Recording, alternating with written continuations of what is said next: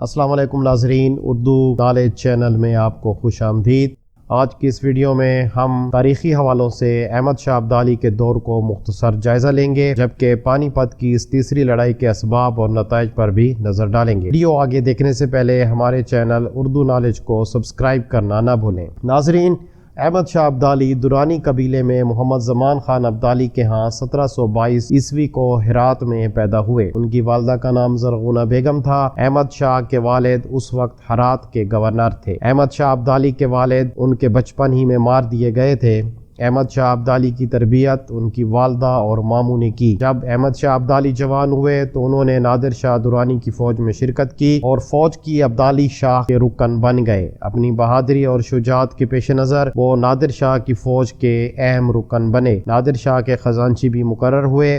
نادر شاہ نے جب دہلی پر حملہ کیا اور مشہور زمانہ کوہ نور ہیرا اور مور والا تخت پر قبضہ کیا تو احمد شاہ ابدالی بھی اس فوج کا حصہ تھے۔ جب نادر شاہ کے رویے اور ظلم کی وجہ سے اس کے ایک مصائب نے اس کو ہلاک کر دیا تو احمد شاہ ابدالی نے حکومت کی باغ دوڑ اپنے ہاتھ میں لے لی۔ نادر شاہ کے قتل کے بعد مختلف علاقوں میں بغاوتیں بھی شروع ہو گئیں اور کئی علاقوں نے خود مختاری کا اعلان کر دیا۔ اسی دوران لویا جرگہ بھی بلایا گیا تاکہ افغانستان کے نئے حکمران منتخب کیا جا سکے۔ آخرکار جرگہ نے متفقہ طور پر احمد شاہ کو اپنا نیا حکمران منتخب کر دیا۔ 1747 عیسوی کو احمد شاہ ابدالی افغانستان کے پہلے باقاعدہ بادشاہ منتخب ہوئے تو ان کی عمر اس وقت 25 سال تھی۔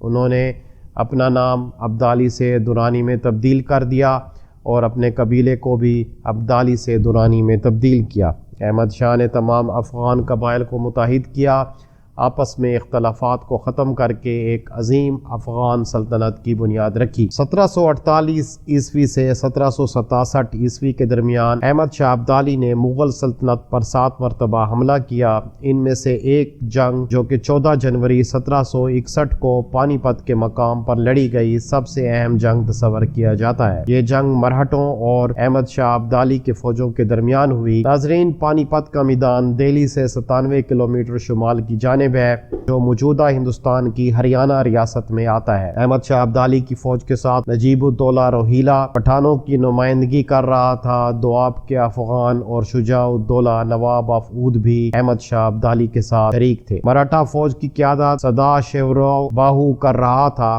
مراٹھوں کی فوج کا اہم مرکز حیدرآباد دکن تھا جہاں ان کا پیشوا رہتا تھا۔ پیشوا کا بیٹا اور بھائی بھی مراٹھا فوج میں شامل تھے۔ اس جنگ کو ہندوستان کی تاریخ میں بڑی اہمیت حاصل ہے۔ اس جنگ میں احمد شاہ ابدالی کی فوج میں 60,000 افغان گھوڑ سوار، 40,000 روہیلا فوجی، 10,000 ریزرو فوجی، 4,000 خصوصی گارڈ اور 5,000 قزلباش فوجی شامل تھے، جبکہ مرہٹوں کی جانب سے 20,000 گھوڑ سوار، 9,000 انفینٹری، جبکہ 2 لاکھ کے قریب غیر منظم فوجی، رضاکار، عورتیں اور بچے شامل تھے۔ اس جنگ میں تمام افغان اور پشتون قبیلوں نے شرکت کی۔ مرہٹا فوج کے لشکر کو افغان قبائل نے چاروں طرف سے گھیر لیا تھا۔ جنوب کی طرف احمد شاہ ابدالی کی اپنی فوج تھی۔ مشرق کی جانب یوسف زئی، افریدی اور خٹک قبائل تھے، جبکہ عطائی خان بلوچ اور دوسرے قبیلے شمال کی طرف تھے، جبکہ گنڈا پور، مروت اور کاکڑ قبائل مغرب کی طرف سے مرہٹوں کا گھیرا کیے ہوئے تھے۔ مرہٹا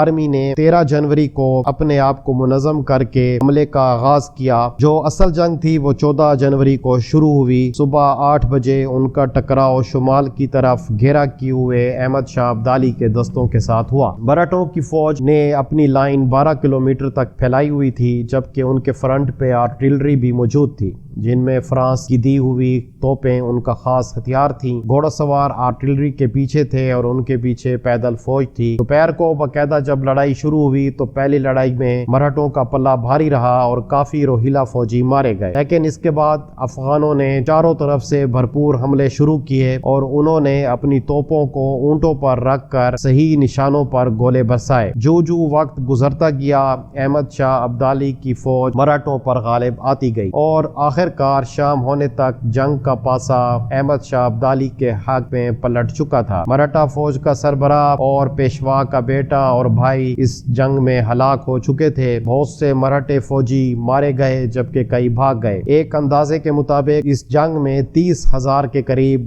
مراٹھے مارے گئے یا زخمی ہوئے، 10,000 کو بھاگنے کے دوران مار دیا گیا، جبکہ جنگ کے دوسرے دن تقریباً 40,000 مرہٹوں کا قتل عام کیا گیا۔ احمد شاہ ابدالی کی فوج کے بھی 20,000 سے 30,000 کے قریب افراد یا تو مارے گئے یا زخمی ہوئے۔ ہندوستان کی تاریخ میں کسی ایک دن اتنے زیادہ بندے کسی اور جنگ میں نہیں مارے گئے جتنے پانی پت کی تیسری جنگ میں مارے گئے تھے۔ احمد شاہ ابدالی کی اس فتح نے مرہٹوں کی کمر توڑ دی اور عظیم ہندو ریاست کا ان کا خواب چکنا چور ہو گیا۔ اس کے ساتھ ساتھ احمد شاہ ابدالی کا بھی اس جنگ میں کافی نقصان ہوا اور وہ جنگ کے فوراً بعد افغانستان واپس چلا آیا۔ احمد شاہ ابدالی نے 16 اکتوبر 1772 کو وفات پائی اور ان کا مزار قندھار میں واقع ہے۔